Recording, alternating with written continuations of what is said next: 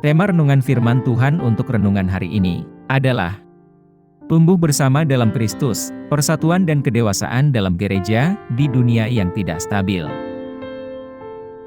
Ayat Alkitab yang kita baca sesuai bacaan Sabda Bina Umat GPIB hari ini adalah dari Efesus 4 ayat 14 sampai ayat 16 yang berbunyi sebagai berikut.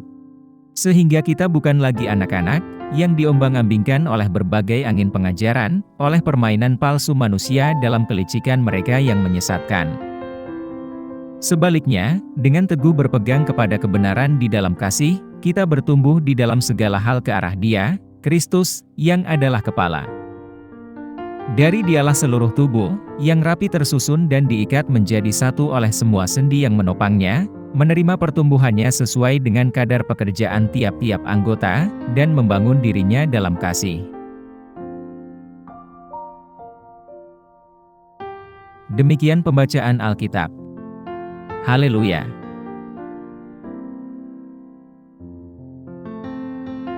Saudara-saudari buah hati Allah, hari ini, kita akan merenungkan satu bagian dari Alkitab, yaitu dari Efesus 4, ayat 14 sampai ayat 16, yaitu bagian dari surat yang ditulis oleh Rasul Paulus sekitar tahun 60-62 Masehi. Kota Efesus merupakan kota metropolitan dengan pengaruh agama yang beragam yang membuat komunitas Kristen mula-mula di sana rentan terhadap doktrin dan ajaran yang berbeda-beda. Dalam bacaan Alkitab ini, Paulus berfokus pada pentingnya kedewasaan rohani dan kesatuan gereja. Perikop ini melanjutkan pembahasannya mengenai karunia-karunia yang diberikan Kristus kepada orang-orang percaya, yang dijelaskan dalam ayat 7 sampai ayat 13, untuk memperlengkapi mereka dalam pekerjaan pelayanan, dan untuk membangun tubuh Kristus. Pertama, Paulus memperingatkan bahayanya dengan tidak menjadi dewasa secara rohani, yang disamakannya dengan bayi yang mudah terpengaruh oleh ajaran palsu dan tipu muslihat. Gambaran tentang ketidakstabilan ini, yang dibaratkan buih yang diombang-ambingkan oleh gelombang, dan tertiup ke sana kemari oleh setiap angin pengajaran, mau menyoroti bahayanya jika kita tidak mendasarkan diri pada doktrin Kristen yang sehat. Kedua, Paulus mengingatkan agar orang-orang yang percaya kepada Kristus harus berkomunikasi dengan jujur dan penuh kasih, membantu satu sama lain untuk bertumbuh menjadi lebih seperti Kristus, yang adalah kepala gereja. Pertumbuhan ini bersifat menyeluruh, bertujuan agar seluruh masyarakat berkembang dalam segala hal. Ketiga, Paulus menggambarkan gereja sebagai suatu tubuh dengan anggota yang berbeda peran, yang disatukan dan didukung oleh setiap bagian, yang bekerja dengan baik dan harmonis. Kristus, sebagai kepala gereja, memastikan bahwa seluruh tubuh bersatu dan dibangun dalam kasih. Setiap anggota mempunyai peran dan berkontribusi terhadap pertumbuhan dan kesehatan gereja, menjadikan kasih sebagai elemen dasar yang mengikat dan memperkuat komunitas. Secara keseluruhan, pesan Paulus dalam Efesus 4, ayat 14 sampai ayat 16, menekankan transisi dari ketidakdewasaan rohani, menuju kedewasaan rohani yang diinginkan Tuhan. Paulus menekankan perlunya umat beriman untuk tetap teguh dalam iman mereka, menghindari pengaruh doktrin-doktrin palsu. Proses pendewasaan rohani ini, melibatkan kebenaran yang diungkapkan dalam kasih, membina komunitas yang bertumbuh semakin menyerupai Kristus.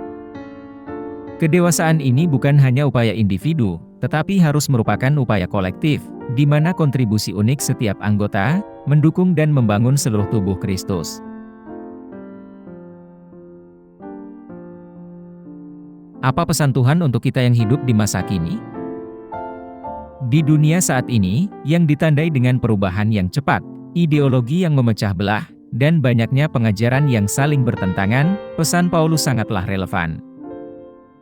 Paulus mendesak jemaat di Efesus untuk tidak lagi menjadi bayi rohani yang terombang-ambing oleh ombak dan tertiup angin pengajaran ke sana kemari.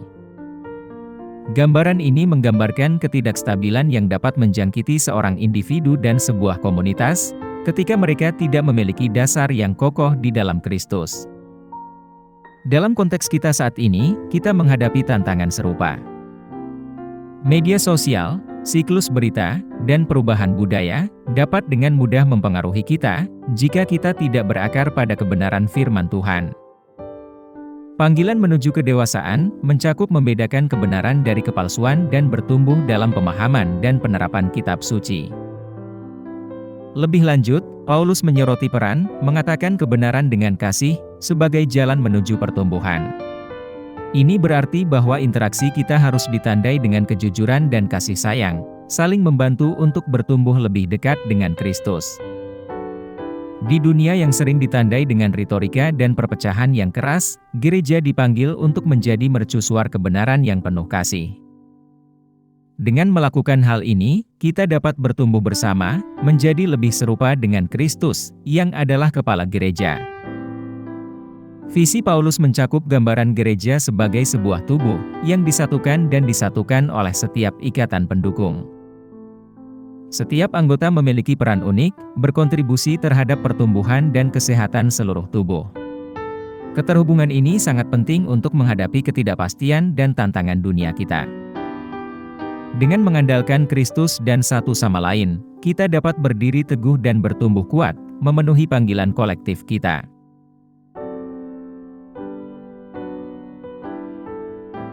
Apa yang harus kita terapkan dalam kehidupan kita sehari-hari? Setelah mendengarkan firman Tuhan, respon kita harus bersifat introspektif dan komunal. Pertama, kita harus berkomitmen pada pertumbuhan spiritual pribadi. Hal ini melibatkan keterlibatan dengan pembacaan kitab suci setiap hari, upaya untuk memahami kebenaran Tuhan secara mendalam, dan menerapkannya dalam kehidupan kita. Doa dan refleksi yang teratur sangatlah penting agar kita tetap membumi dan cerdas dalam menghadapi ajaran dan ideologi yang menyesatkan. Kedua, kita harus secara aktif memupuk lingkungan di mana kebenaran diungkapkan dengan kasih dalam komunitas gereja kita. Hal ini berarti menciptakan ruang di mana dialog terbuka dan jujur dapat terjadi berdasarkan semangat kasih sayang dan saling menghormati. Ketika kita saling mengoreksi atau mendiskusikan perbedaan, hal itu hendaknya dilakukan dengan tujuan untuk membangun, bukan meruntuhkan. Mempraktekkan komunikasi semacam ini membantu dalam memupuk kedewasaan dan persatuan. Ketiga, kenali dan hargai karunia dan peran unik setiap anggota dalam tubuh Kristus. Doronglah satu sama lain untuk menggunakan karunia-karunia ini dalam pelayanan kepada gereja dan masyarakat luas. Hal ini tidak hanya memperkuat gereja secara internal, tetapi juga memperluas dampaknya secara eksternal, menunjukkan kesatuan umat beriman, dewasa, dan penuh kasih kepada dunia. Yang terakhir, kita harus berusaha menjadi peserta aktif dalam misi dan pelayanan gereja kita. Baik melalui aktivitas mengajar, melayani, memberi, atau memimpin, setiap kontribusi sangatlah penting. Dengan bekerja sama, kita dapat menavigasi tantangan dunia yang tidak stabil dengan lebih efektif, menunjukkan stabilitas dan kasih yang ditemukan dalam Kristus.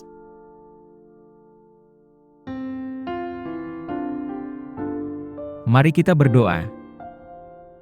Tuhan Yesus, kami berterima kasih kepadamu, karena Tuhan telah menjadi kepala gereja, dan atas kesatuan serta kedewasaan yang Engkau inginkan bagi kami. Bantu kami untuk bertumbuh bersama dalam kasih dan kebenaran, saling mendukung saat kita menghadapi tantangan dunia ini.